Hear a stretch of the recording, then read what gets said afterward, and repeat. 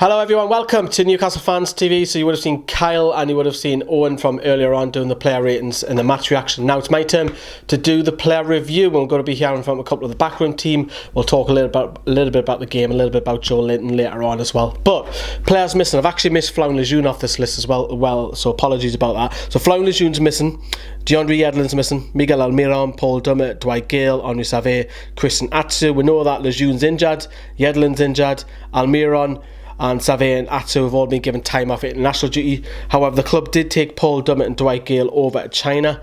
Didn't risk them. I think that's probably the right thing. If I have got something that's niggling, don't play them. However, why you take them over is another question that some fans may ask. Moving on to the starting lineup, and I was actually delighted. I was intrigued, but I was actually delighted to see Bruce actually go with the wing-back system that Rafa Benitez knew that it worked so well. And Bruce is thinking, you know what, this is something that worked last season. I'm going to pinch some of that and use it. And to credit to Steve Bruce, although he wasn't in the dugout, he was in the stands. You've seen this, that this is a strength. So this is a positive about Bruce. You've seen it as Rafa Benitez's strength. The last season, going with the wing-backs and they will look so much better playing the system. So Jamie Sterry was right wing back, but Matt Ritchie was moved back over a familiar role he knows. Kieran Clark, Lascelles, Fabian Schär, absolutely brilliant to see Fabian Schär back. What a difference he made just bringing the ball out. Dubravka back for the first time this pre-season. Jack Holbach starting twice though. Is that because we've got lack of personnel? Probably. Shelvey, Hayden, Elias Sorensen's I've touched upon, got his first start over on social media. So I was delighted to see him start. Yoshinori Mootoo, more on him for me, he was man of the match. So all in all, I was happy with the system, and it looks a lot more stronger than the Wolves game the other day. Now speaking of the Great Dane, the Danish Geordie, Elias Sorensen, we've been championing. Look, we've been saying he's got to start, man. He's got to be at least given the chance. And I actually thought that he caused West Ham a few problems. I think probably Yoshinori Mootoo will grab the highlights because he played slightly better than Sorensen. But for me, he ran the challenge well. He caused problems. Should have scored.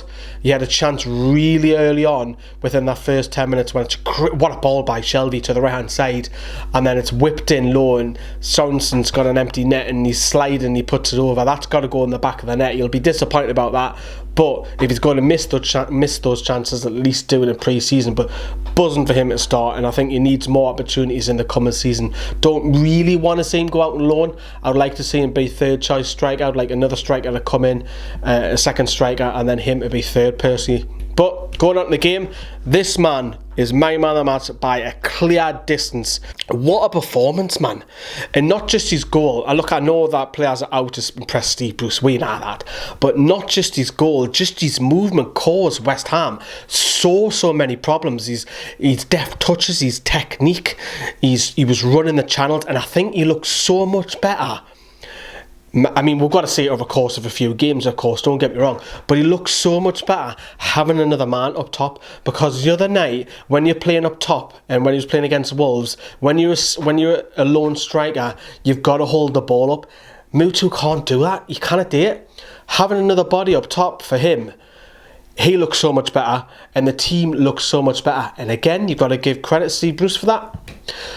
And going on to the second half, you know, a lot of changes were made, but I just want to highlight this because I think this is a brilliant story. This will be absolutely talked about. They'll be celebrating this in their household in North Shields tonight. Matty came on and Shawn came on. They both played in centre and midfield. Now, whatever they happen to go on with their careers, if Matty leaves, if Shawn leaves, whatever, they never play for Newcastle again. They never play with each other again.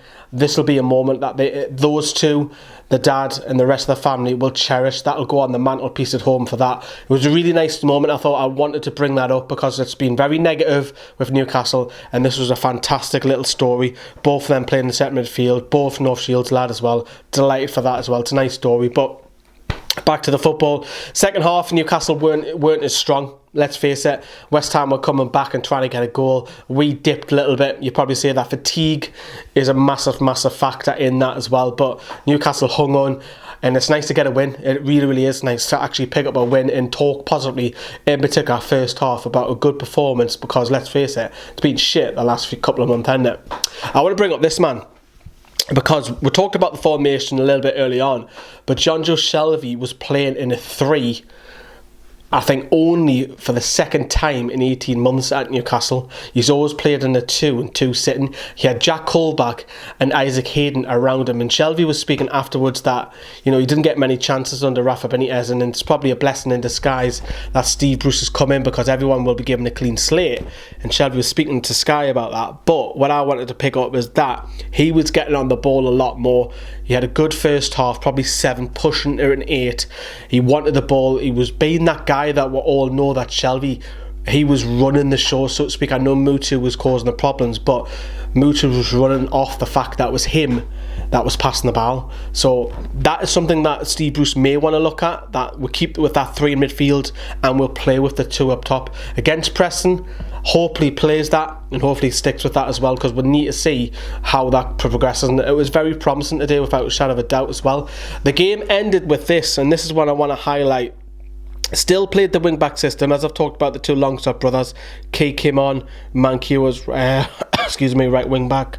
Lazar came on left wing-back. Even Jack Colback had a stint there. One change in defence, but look at the strikers there.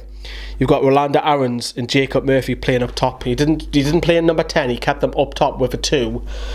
And that shows you the lack of squad depth with Newcastle. We all know that a striker needs to be signed. Dwight Gale wasn't risked today, and for whatever reason, because of his calf, fair enough. But you've got to be a little bit concerned when you're playing an under 23 striker. Yes, he done well, but then you're playing 2 wingers up top. That's a little bit of a concern. We know that has to be strengthened on. Leaves me lovely on to this man, Joe Linton. Now, it's gone a little bit quiet. Sky were talking on their transfer talk show at 7 o'clock on Saturday night that the club are still in talks, and there's a bit of a wrangle going on with his contract length allegedly. But they were saying on the transfer talk that Joe Linton has actually packed his bags and actually said goodbye to his teammates. There was a couple of stories a couple of days ago that he said that as well, but he's gone into the training ground and said goodbye. He didn't play in their friendly, but we're waiting for this one to develop. Hopefully this gets announced after the weekend, you would think, and this will be a massive boost for the strike force. And I don't think we'll have to stop there. I think we need another one that's going to come through the door as well. And I think Steve Bruce has already highlighted this, that we need bodies through the door, and we've got a bit of a gap with the Preston game now, and we need to see 1, maybe 2 strikers. We know that the fullbacks need looking at, possibly another centre midfielder as well. But let's hear from the backroom team. I think you could see the difference in work rate and intensity there tonight. Players have got used to the conditions a little bit more, which has helped. And obviously the change to the system, and you know, those tactical adjustments that the gaffer's managed to make since he's come in seem to have worked really well. Today's game, we showed our great performance, and we played very well. So, and I scored a goal. So I'm satisfied, but our condition is not 100%. So we have to keep working hard, and we have to improve our condition. Yeah. So that's the backroom team. I just want to talk, since we are talking positively, let's get this up. Positives to bring from today, because we're not really talking, I don't want to talk too negative, because it's nice to be positive once in a while, isn't it? Shelvey, as I've touched upon, playing in that 3-man midfield. Mootoo looks so much better having another striker up with him, as I've touched upon as well. We look so much better going back to the wing-back system. Players would have been desperate to impress Steve Bruce, there's no shadow of a doubt about that. More under 23 players being involved, in particular Jamie Sterry had a good game today.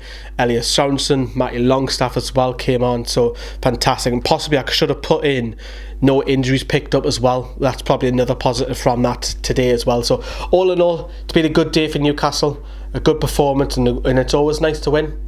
Winning breeds confidence as well. Want to know what you lot think, of course, if you are obviously replying back to the live chat. But if you're watching the rerun of this as well, get your comments in down below, and we'll obviously get back to you in the next day or two about that. So on a day when Newcastle come 3rd in the Premier League Asia Trophy, they'll be jetting back, having a few days off, and then they'll be getting ready for Preston, which is a week on Saturday, I think it is, off the top of my head. But anyways, let us know what you lot think. Ta-ra everyone, have a good night, bye bye.